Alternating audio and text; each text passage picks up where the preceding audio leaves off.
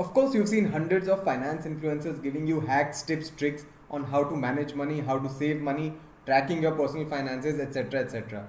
But do we really remember them in that moment of decision making? Do we really implement any of these? Like when you're hanging out with friends or you spot those kick ass sneakers or a dress or some makeup, do you really remember these money management hacks at that moment? No, right? Well, you know what? These hacks work only if you know how to consistently practice and apply them. And I want to help you build this consistent practice. Like I have tracked my finances for the last 10 years so that you can actually gain from all this knowledge available out there. Hello everyone, I am the reluctant accountant, a CA by education, a businessman by choice. In the last 15 years, I have worked with big four accounting firms, large FMCG companies, and fast growing consumer tech startups. I have also charted my personal finance journey with a lot of care and deliberation, and everything that I have learned on my way is what I want to share with you. See, the problem today is a lot of knowledge on money management is available, but most of us don't actively implement it. My goal is to take all of you smart people from consumption of such information to actual implementation. And trust me, the results will be shockingly different. I hope all of you build on my learnings while learning how to manage your money and avoid the mistakes I've made, so that you are free of worries and are able to make informed choices in life. Well, I have a 4-step framework to track my finances. I call it the RTPR framework. The framework has 4 steps, and let me tell you what they are.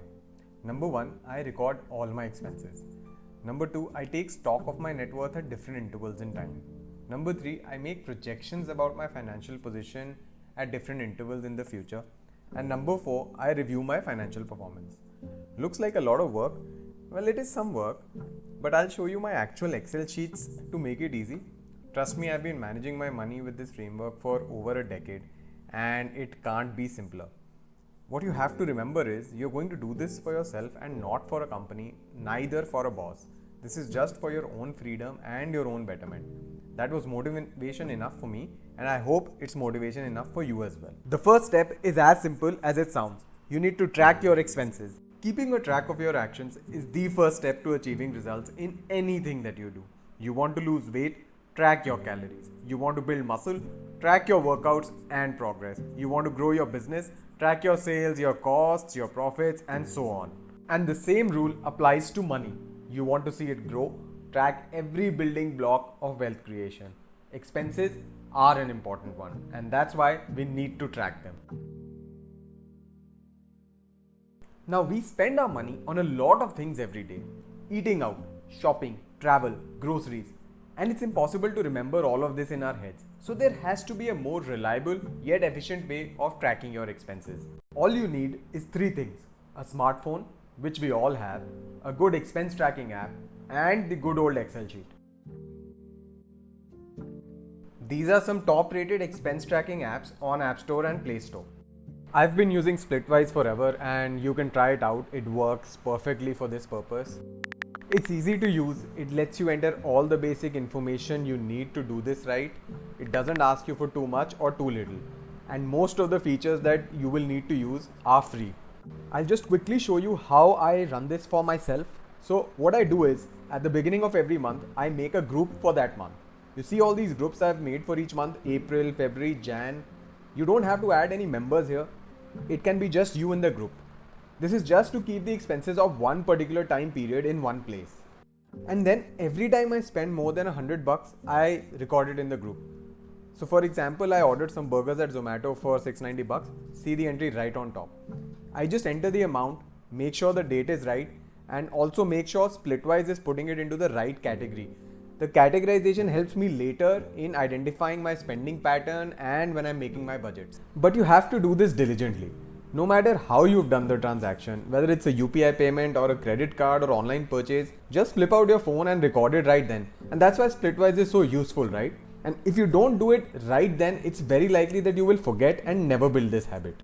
After years of doing this, I exactly know how much I spend and on what. When you start, do it for 3 months without any short-term expectations. You will then be able to understand your spending pattern, and you will also be able to create a budget for yourself. At any given point, you will always know, is it okay to spend on something or not? If you're wondering what's the point of all this, be patient. It will all add up when we cover step 3 and 4. But it's very important to go through every step. That brings me to step number 2 in the RTPR framework. Take stock of your net worth. It just means that you should always have an accurate idea of what is the value of assets you own and liabilities that you have to pay. That is what financial net worth means, right? And you only need to do this once in 3 months or even once in 6 months. June end and December end will work just fine. This will either make you very happy seeing the growth, or it will make you feel like absolute crap seeing how far you have to go.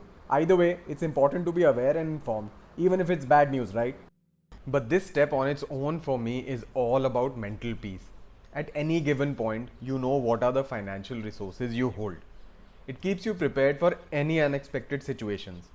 Things like a hospitalization, or a friend or a family member needs financial help, or a career break, or a layoff, or desires like a rare adventure to Antarctica, or buying your home, anything. All of these can set you back by large amounts. When you are aware of your personal budget and net worth, you know whether you can easily absorb these kind of big expenditures, or it makes you aware that you still need to hustle a bit more. The whole point is about being aware, being informed, and conscious decision making. Just use Google Sheets or Excel sheet for this. List down every financial investment you've made with the amount, and similarly put down any liabilities that you have. I just note it down by asset class and the bank platform that it's on. For example, I have money in savings accounts, some FDs, then come my stocks, followed by my mutual funds. There are some corporate deposits also, and that sums up my assets. On the other hand, I have liabilities, like a home loan or a car loan. The difference between these two is my financial net worth. We've covered the first 2 steps of how I track my finances, recording expenses and taking stock of our net worth. Let's see what more you need to do to properly manage your money. You know, it's important to live in the moment, I agree. But it's important to understand that what becomes our future depends on what we do today. We live in a capitalist world, mind it, right? So be smart, enjoy the present, but keep an eye out for the future. And that's why making projections of your personal finances becomes important, and that's what our next step is about. See, there are 3 things to keep in mind. There will be some significant expenditures that will come your way, like higher education or a wedding or buying a house or children's expenses. Number 2, cost of living will keep on going up, either due to inflation or due to lifestyle upgrades. Lastly, there's going to be a 25-year period in your life where you will not be working. Yes, retirement, but you'll want to maintain your lifestyle. Active money management helps us prepare for all of these things. It will open your eyes to important questions to answer. Is your current income going to be enough for the lifestyle you have now or the one you want to have in the future? How will your expenses increase along with inflation and lifestyle upgrade? When you stop earning, would you have enough to maintain a lifestyle of your choice till you're alive, or will you have to make some cutbacks? I always make future projections for my personal finances for 4 milestones. End of the current year, 5 years down the line, at the time of retirement, and at the end of life. This will include some basic maths and financial formulae, but don't worry, I'll show you how that works. I'll also put in a detailed video explaining these concepts, and I'll also share a link where you can read up on these concepts. The good part is you only have to do this once a year. Here is my actual Excel sheet that I use. I project what my monthly income is going to be for the next 30 odd years. I then project my expenses over the same period. I use a simple 6% inflation rate every year on my expenses. The net outcome is what I save and end up investing consistently. I assume a reasonable rate at which all of these investments will grow. I adjust it for the tax that will be due on these gains. Now, this lets me calculate the future value of each investment at my expected retirement age. If you don't know what future value means, check out Zerodha Varsity's blog on personal finance. The link is in the description. I track to see how much wealth I have at different points. At the end of this year, short-term check on whether you are actually following your plan. 5 years down the line, when you have some major expenses coming up, and also to give you a feeling of having a good amount of money. And then, what sum do I retire with? Will I have enough to live out my 25 years without any compromises? I can also figure out if I can retire a bit early with all this active personal budgeting. Now that I know what I will start retirement with, I can also calculate how long my corpus will last. It's the same personal budgeting method. Project expenses for the next 20 odd years. Project income. Just that now the income is coming purely from the return on fixed income investments of my corpus. And that gives me how my corpus is going to get consumed as I live through retirement in a certain lifestyle. Now, before I move on to the next step of how to track your finances, let's quickly recap this one. Number 1, we project our income for the next 20 years. Number 2, we project our expenses using a simple inflation rate. Number 3, we estimate our investments and the future value of these investments. And that gives us how our financial position would look like at various milestones in the future. Started tracking your spending. Number 2, we've taken stock of our net worth. Number 3, we've also made financial projections to see our net worth at different stages. And that brings me to the 4th step. I can track my finances all I want, but the only way to find out how my personal finances are doing is to review my performance. See, there are 2 parts to reviewing. Number 1, at the end of every month, I review my expenses. Have I spent more or less than my personal budget? Number 2, at the end of every quarter or once in 6 months, I refresh my net worth numbers to see if it's growing as planned or not. Now, why? When you review your expenses after a couple of times, you will understand your spending pattern. This will help you define your personal budget. And then when you spot something you want to spend money on, you'll always have an answer. Is it okay to do it or not? When you review your net worth, it tells you whether your wealth is growing over time or not. If your expenses are within budget. If you are investing as you had planned, this number should be growing as per your estimates. If it's not, there is either a problem in your expense tracking or your investments. I know this feels like a lot to do, but it takes some effort and patience to build anything worthwhile, a career, health or finances. Just remember, you're doing this for yourself. Now coming to the how of it. For reviewing my expenses, I just export my splitwise for that month. The exported sheet has all the entries that I made along with the category they belong to. I summarize all the spends by category and put that data into the expense tracker that we saw earlier in the video. So I have my actual spends plotted against my personal budget.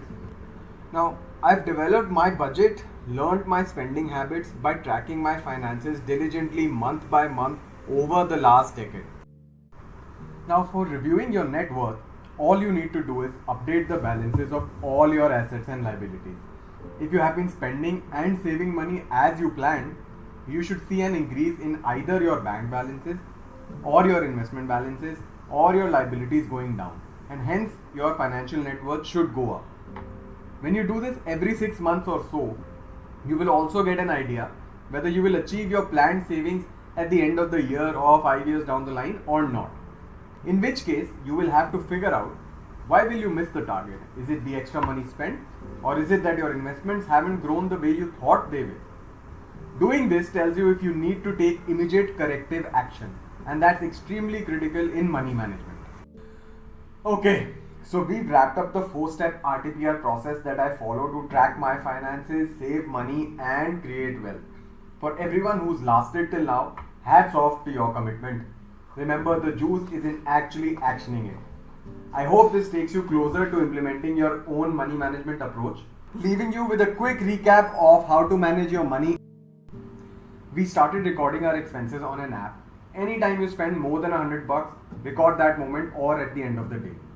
We then took stock of our net worth, noted down all the instruments in which our money is sitting. We do this once in 3 months or 6 months. We made projections. We projected how our financial net worth is going to look 1 year, 5 years down the line, and also at retirement and end of life, just to keep an eye out for the future as we enjoy the everyday. Last but not the least, we reviewed our performance, reviewed our expenses versus the budget, reviewed our net worth position and its changes. To make sure if there are any red flags, any corrective actions to be taken, we take them before it's too late and avoid the preventable loss of value.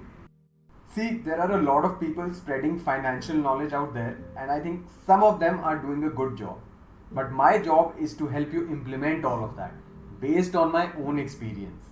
I'm here to cut the clutter and help you make decisions. I've derived a lot of insight around my own finances simply when I implemented all of this diligently. In the description, I'll share links to videos discussing in much more detail each of the 4 steps in the RTPR process. Do check them out. It'll be great if you can tell me what you liked or disliked about this video, or what would you like to learn more about. Hit the like button, share this with your friends and family. This is the Reluctant Accountant signing off. Thank you.